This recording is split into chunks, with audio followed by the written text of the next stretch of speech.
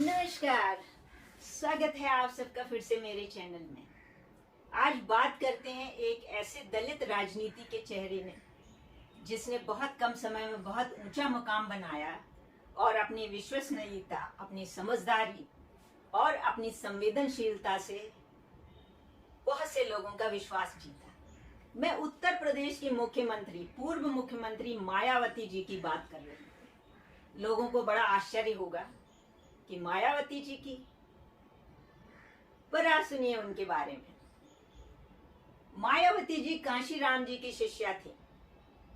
कांशीराम जी ये देखकर बहुत दुखी थे कि दलितों के साथ गरीब और पिछड़ा समझ के उनको एक राजनीति का मोहरा बनाया जा रहा था, उनसे वोट छीने जा रहे थे, पर उनकी स्थिति नहीं सुधारी जा रही थी। उन्हें हमेशा ये बताया जा रहा था, आप गरीब हो, हम खाना देंगे तो आप खाओगे, आपको सुरक्षा की जरूरत है, हम देंगे तो आप जीतोगे, तो आप जी पाओगे। तो इस तरह की भावना से उन्हें बहुत बुरा लगा और उन्होंने इनके लिए आवाज उठाना शुरू किया और बड़ी मजबूती से आवाज उठाई।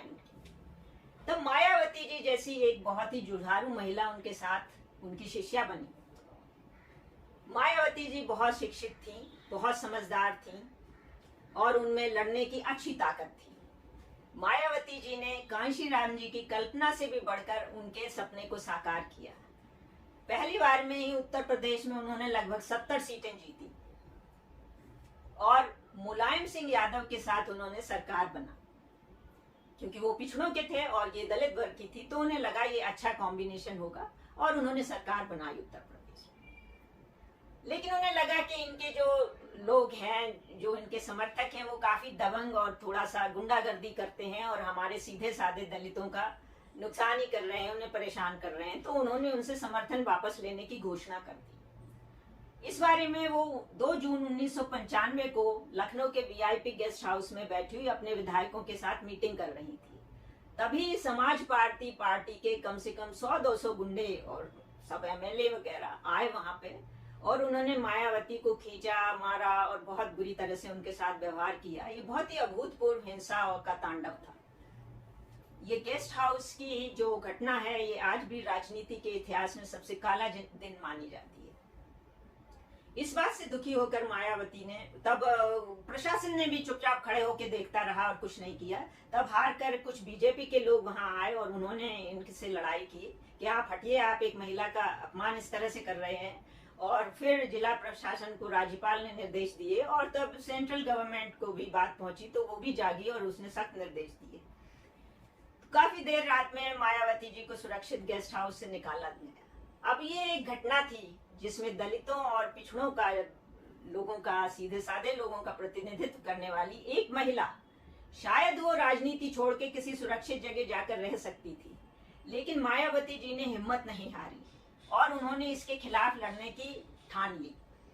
उसमें पहले ऊंची जाति के लोगों को वो बहुत बुरा भला कहती थी, लेकिन उन्हें लगा कि अब दलितों के साथ मुझे दूसरा वोट बैंक भी चाहिए जिससे मैं ज्यादा ताकतवर हूं और इसके जैसे लोगों से लड़ सकूं। तो उन्होंने उनके साथ एक अच्छा व्यवहार किया, उनको विश्वसनीयता और उनके साथ संवेदनशीलता दिखाई। तो उनके साथ अल्पसंख्यक और अगड़ी जाति के लोग बहुत आयत से जुड़े और उनकी ताकत बहुत बढ़ी। उनके बिना कोई सरकार नहीं बन सकती थी। ये बात मायावती जी के लिए बिल्कुल बिना शक के कही जा सकती है। जिसने भी उनका साथ दिया, उनके साथ उन्होंने आखिरी वक्त तक अपनी विश्वसनीयता और अपनी संवेदनशीलता और अपना ध्यान बनाए रखा। कभी भी उनको दुखी नहीं किया, कभी उन्हें निराश नहीं किया। तो मायावती इस तरह से दलितों का और फिर एक बहुत बड़े वर्ग का मजबूत चेहरा बन के उभरी। मायावती जी सबसे अच्छी जानी जाएंगी तो अपनी बहुत अच्छे प्रशासन के लिए। उत्तर प्रदेश में पहली मुख्यमंत्री ऐसी आई थी जिसने सारे प्रशासन को चुस्त दुरुस्त किया। बिजली विभाग, जल विभाग, पुलिस वाले सब जनता की बात सुनने लगे और किसी को भी कोई शिकायत नहीं हुई। डीएम के पास आप शिकायत करिए, तुरंत शाम को आपकी शिकायत दूर हो जाएगी।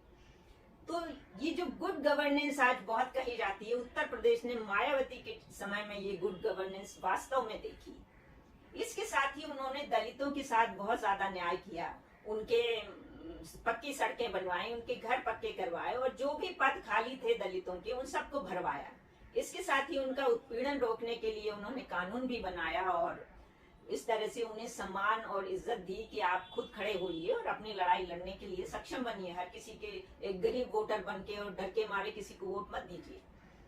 तो जो उन्होंने सम्मान दिया दलितों को वो बहुत जरूरी था। और उससे उन्होंने कभी भी ये नहीं किया कि ना तो उन्होंने फ्री बिजली पानी देने का ढोंग रचा, ना ही उन्होंने साड़ियां बांटी, टेलीविजन बांटे और लैपटॉप बांटने का नाटक किया। जो कानून में उन्हें दिया गया था सिर्फ वही दिलवाया।